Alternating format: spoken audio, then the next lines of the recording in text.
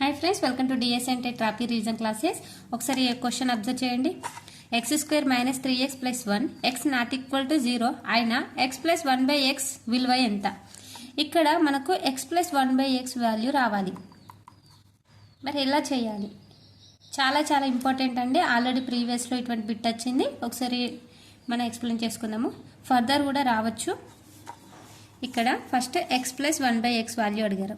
x + 1/x ఈ విలువ కావాలంటే మనకు ఈ ఆప్షన్లో ఏదో ఒకటి మనం ఫస్ట్ చూజ్ చేసుకుందాం. ఓకే, x + 1/x వాల్యూ 1 అనుకుందాం. ఓకే, 1 అనుకుంటే ఇక్కడ x + 1/x, x అనేది డినామినేటర్లో ఉంది, ఎల్సిఎం చేద్దాం. x 1 × x 1 × x x కాబట్టి x² + 1 = 1.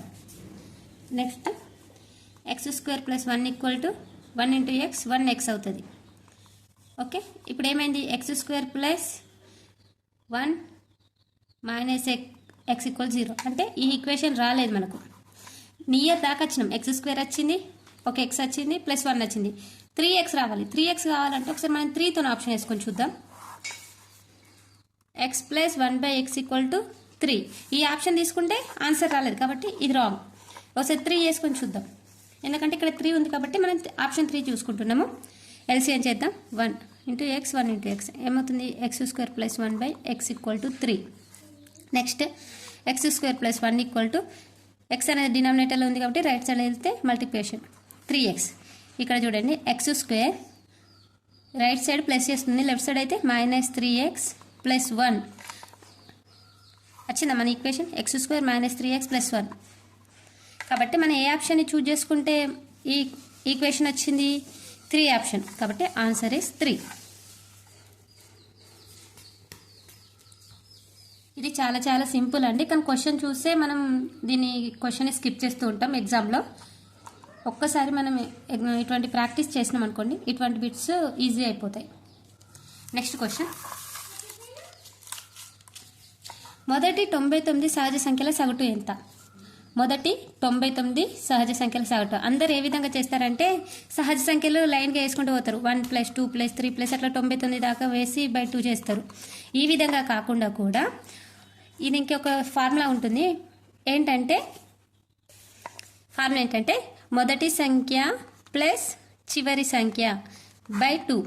ఇందులో మొదటి సంఖ్య ఏంటి? 1. 99 అడిగారు కాబట్టి చివరి సంఖ్య ఏంటి? 99 బై 2 చేయాలి. 1 + 99 100/2. 100/2 అంటే 2 1s 2 5s 0. Answer is 50. ఈ విధంగా షార్ట్కట్లో చేయాలి ఎగ్జామ్లో ఎప్పుడైనా. Answer is 50.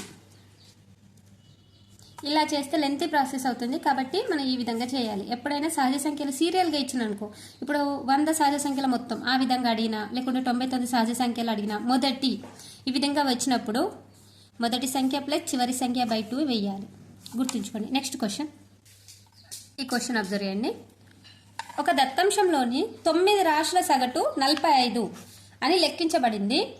అట్లు చేయుటలో ఒక రాశి 24ను 42గా పొరపాటుగా లెక్కించినచో 9 రాశుల సగటు ఎంత?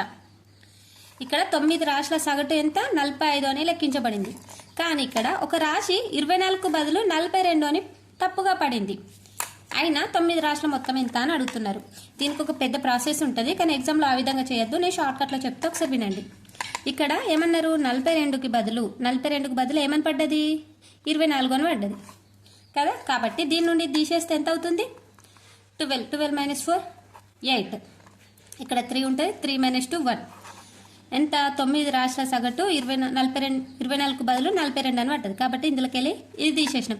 9 రాశుల సగటు అన్నాడు కాబట్టి ఈ 18లోకి వెళ్ళి 9ని డివైడ్ చేయాలి. 9 1s 9 2s కదా. 9 రాశుల సగటులోకి వెళ్ళి తీసేసాక ఇప్పుడు 9 రాశుల సగటు ఎంత? 45. 45 నుండి ఈ 2ని లెస్ చేస్తే ఆన్సర్ వచ్చేస్తుంది.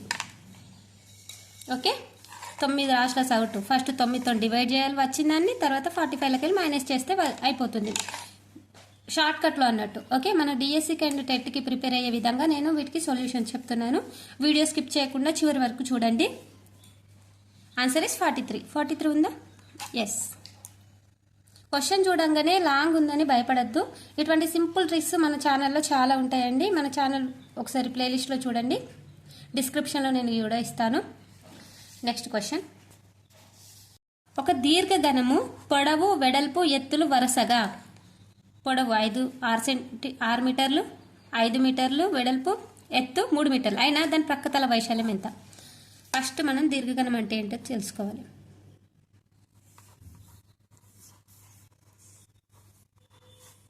ఇది దీర్ఘఘనం. దీని యొక్క పొడవు, వెడల్పు, ఎత్తు ఇవి ఇచ్చారు. మరి దీర్ఘఘనం యొక్క ప్రక్కతల వైశాల్యం ఆన్సర్ తెలిస్తే దీని యొక్క ఆన్సర్ తెలుస్తుంది. దీర్ఘఘనం యొక్క ప్రక్కతల వైశాల్యం ఏంటి? 2h l+b. ఓకే. హెచ్ అంటే హైట్, ఎల్ అంటే లెంత్, బి అంటే బెర్త్. హెచ్ వాల్యూ ఎంత ఇచ్చారు? పొడవు, వెడల్పు, ఎత్తు. ఎత్తు అంటే 3 మీటర్స్, 2 × 3 మీటర్స్. ఎల్ అంటే పొడవు 6 meters plus breadth 5 meters. Next 2 3 = 6, 5 + 6 11, 6 + 6 × 11 66 metres చదరపు మీటర్స్ అవుతుంది. ఓకే, ఎందుకంటే ఇక్కడ ఇంటూ చేస్తున్నాం కదా, ఇక్కడ మీటర్లు ఇక్కడ మీటర్లు కలిపి చదరపు మీటర్లు అవుతుంది. 66 చదరపు మీటర్లు ఎంత ఇక్కడ వచ్చింది. ఓకే. Next question. ముందు ఫార్ములాస్ రీడ్ చేసుకుంటే చాలా సులువు అవుతుందండి. ఒక సంఖ్యకు 50% యొక్క 50% విలువ 50 అయినా ఆ సంఖ్య ఎంత? ఇది ఏ విధంగా చేయాలంటే, ఒక సంఖ్యను లెట్ x అనుకుందాం. దాని యొక్క 50% యొక్క 50% విలువ ఈక్వల్ టు 50 వేసుకుంటే ఆన్సర్ వస్తుంది. ఆప్షన్స్ ఏంటి? 200, 100, 400, 300. ఏ విధంగా చేయాలో చూద్దాం. సొల్యూషన్. లెట్ x అనుకుంటున్నాం. ఓకే, ఒక సంఖ్య x. ఈ సంఖ్యకు 50% యొక్క విలువ అంటే 50/100. 50% అంటే ఏ విధంగా రాసుకోవాలి? 50/100. 50% యొక్క 50% విలువ, అగైన్ 50% విలువ ఎంత? 50 రూపీస్. దాని విలువ ఎంత? Equal to 50 rupees. ఇప్పుడు దీన్ని సాల్వ్ చేయాలి. ఇక్కడ చూడండి, క్యాన్సిలేషన్ ఉన్నాయి. 0 0 0 0, 2 zeros 2 zeros get cancel. Next x into 5 5 = 25. 25/100 మిగిలింది ఇక్కడ. 100 = 50. నెక్స్ట్ x ఈక్వల్ టు, ఇక్కడ ఇంటూ చేస్తుంది 25/100 ఈక్వల్ టు 50 కదా. ఈ 25/100 రైట్ సైడ్కి వెళ్తే ఏమవుతుంది? 100/25 అవుతుంది. కాబట్టి 50 ఇంటూ ఏంటి? 100/25 రివర్స్ అయిపోతుంది. నెక్స్ట్ ఏంటంటే x equal to 25 1s 25 2s 2 × 100 మిగిలింది. 2 × 100 ఎంత? 200. క్వశ్చన్ చూస్తే పెద్దగా అనిపిస్తుంది, కానీ ఆన్సర్ చూస్తే చాలా ఈజీ. అంటే ఒక్కసారి ప్రాక్టీస్ చేస్తే వితిన్ సెకండ్స్లో చేయొచ్చు ఆన్సర్ మనం. చూడండి ఇక్కడ, ఇప్పుడు డీటెయిల్గా అర్థమవుతుంది. ఒక సంఖ్యకు 50% యొక్క 50% విలువ 50 అయినా ఆ సంఖ్య. లెట్ x అనుకోవాలి. 50% అంటే 100 వేసుకోవాలి. 50/100 50/100 ఈక్వల్ టు 50. x ఇంటూ 25/100 అంటే ఇక్కడ క్యాన్సిలేషన్ అవుతుంది కాబట్టి 25/100 equal to 50. Next x equal to 20/100 ఈక్వల్కి రైట్ సైడ్ వెళ్తుంది కాబట్టి 100 పైన 25 కింద అవుతుంది. కాబట్టి 50 ఇంటూ 100/25. 25 1s 25 2s 2 × 100 200. ఒక పరీక్షలో 35% విద్యార్థులు పాస్ అవగా 455 మంది ఫెయిల్ అయ్యారు. పరీక్షకు హాజరైన మొత్తం విద్యార్థులు ఎంత? ఇక్కడ ఒక పరీక్షలో 35% విద్యార్థులు పాస్ అయ్యారట. అంటే పాస్ అయిన వాళ్ళు 35% అంటే 100%లో కదా. ఏదైనా మనం 100% తీసుకుంటాం కదా, అందులో 35% పాస్ అయ్యారు. మరి ఫెయిల్ అయిన వాళ్ళు ఎట్లా తెలుస్తుంది? 100లోకి వెళ్ళి 35 తీసేస్తే ఫెయిల్ అయిన వాళ్ళు తెలిసిపోద్ది. మరి ఫెయిల్ అయిన వాళ్ళు ఎంత? 65%. ఓకే, 65%. నెక్స్ట్ 455 మంది విద్యార్థులు ఫెయిల్ అయ్యారు. పరీక్షకు హాజరైన మొత్తం విద్యార్థులు ఎంత? ఇది ఇప్పుడు ఏ విధంగా చేయాలంటే, ఇప్పుడు ఫెయిల్ అయిన వాళ్ళ నిష్పత్తి మనకు తెలిసింది కదా. 65% మెంబర్స్ ఫెయిల్ అయ్యారు. ఎంతమంది? 65%కి 455 మంది ఫెయిల్ అయ్యారు. పరీక్షకు హాజరైన మొత్తం విద్యార్థులు ఎంత అని అడిగారు. అంటే 100% ఎంత? ఓకే, దీన్ని మనం క్రాస్ మల్టిప్లికేషన్ చేసుకున్నాం. 455/100 ఇంటూ 65. మనం ఏ విధంగా వేసుకోవాలంటే ఇక్కడ చూడండి, 455 ఇంటూ 100/65 ఈ విధంగా. ఓకే, 100 ఇంటూ 455 ఇంటూ ఇది బై చేస్తున్నాం, 65 అనేది బై చేయాలి. ఇక్కడ 5 1s 5 3s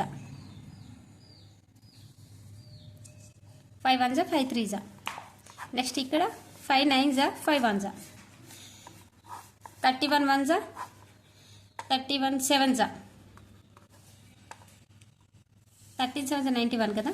రిమైనింగ్ ఏ మిగిలినాయి 7 ఇంటూ 100 7 ఇంటూ 100 700.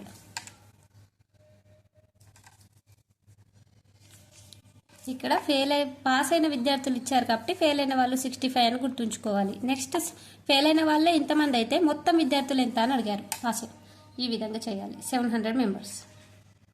ఈ వీడియో మీకు నచ్చినట్టయితే ఖచ్చితంగా లైక్ ఇచ్చి ఎంకరేజ్ చేయండి. ఇది సిరీస్ 9 అండి. సిరీస్ 8 7 6 టోటల్ 1 నుండి 8 సిరీస్ వరకు నేను చాలా బాగా ఎక్స్ప్లెయిన్ చేశాను. ఎవరైనా చూడని వాళ్ళు ఉంటే ఖచ్చితంగా చూడండి. Thank you.